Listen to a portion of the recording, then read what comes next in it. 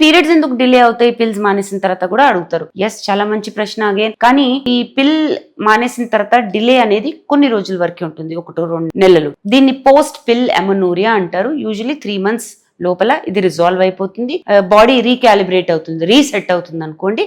ఇది ఇన్ఫర్టిలిటీ, సంతానలేమి సమస్య కాదు. ఇన్ఫాక్ట్ కొన్ని సమస్యలు ఉన్నప్పుడు బర్త్ కంట్రోల్ పిల్ మీ ఫర్టిలిటీని ప్రొటెక్ట్ చేస్తుంది, సేవ్ చేస్తుంది. కరెక్ట్.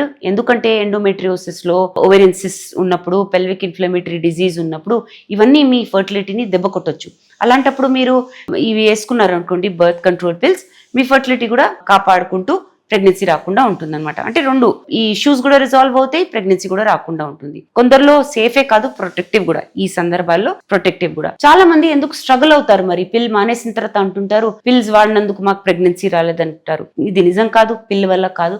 మీకు ముందు నుంచే మీకు తెలియకుండా PCOS ఉండడము, థైరాయిడ్ డిస్ఫంక్షన్ ఉండడము, లేదా ఏజ్ వల్ల అండాలు తగ్గిపోవడం అనేది జరుగుతూ ఉంటుంది. మీరు ప్రెగ్నెన్సీ రావద్దని పిల్ వేసుకుంటారు. ఈ పిల్ మానేసిన తర్వాత ప్రెగ్నెన్సీ కోసం ట్రై చేసేటప్పుడు ఈ విషయాలన్నీ బయటకు వస్తాయి. సో మీరేమనుకుంటారు, పిల్ వల్ల నాకు ప్రెగ్నెన్సీ రాలేదనుకుంటారు. ఇది నిజం కాదు.